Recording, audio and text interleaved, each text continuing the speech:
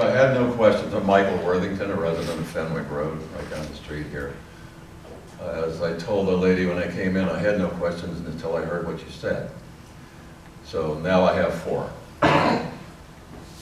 Glenn, you mentioned request for real estate proposals. Could you elaborate on exactly what that is? Well, Mr. Chairman, I'd be happy to. This is generally, we don't do a question and answer dialogue with the public, but the request for real estate proposals is the project we worked on for 2 years. It's called Moving Properties to the Marketplace. And we did RFQs, requests for qualifications, from across the nation for people that would be interested in various properties in Fort Monroe. For the most part, it's 900,000 square feet of buildings in Fort Monroe. It is primarily commercial buildings, and they are mostly the historic buildings, which are vacant.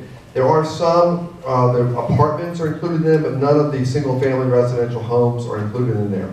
It also includes the marina, and it also includes about 35 acres, 30-plus acres of land in the North Gate that is available for adaptive reuse. Thank you. When you said no residential, that's what. Okay. That's what that was my. I started thinking that's what you meant. That's okay. I know you anticipated. Priorities of the foundation. I heard 3 mentioned. Renovation of the theater, more flexibility with the commanding general's home next door to mine, stained glass at the Centurion.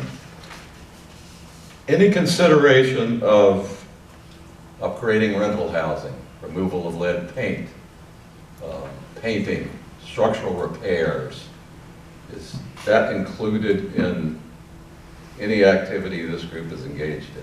So, Mr. Worthington, let me interject here. The public comment is just that. It's not a Q&A session, so the proper way to present this, I'm not saying that the content of what you're saying is not fully legitimate and appropriate, but you might want to say, I would like for the authority, the director of the authority to look into peeling paint on some of the residential units. In other words, we can't get into a Q&A. Oh, I understand so that. Just if you'd phrase it in a definitive sentence, and then we can follow up on that, because this is a good opportunity for us to hear comments from the public. I understand that. Well, then I will word it accordingly. I would like for you to look into that. Yeah, good. Okay. That makes me restructure a couple of my other questions, so let's see if I could do that. I would also like, I heard a lot of conversation about spending. A lot of it. In fact, about all that I heard was about spending.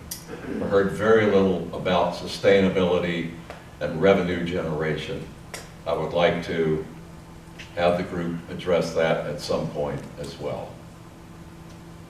And finally, there was some mention on the research for the 1619, significance of the 1619 project of Fort Monroe.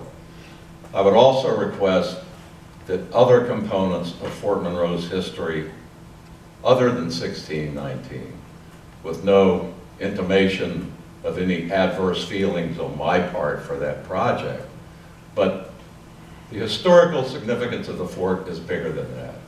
And I would like to suggest that as we progress and document the history and significance of this fort, that we include other components as well. So that's it. Very good. Thank you. Thank you. Those are very fine comments, and we thank you for offering Thank you. Mr. Worthington. Thank you.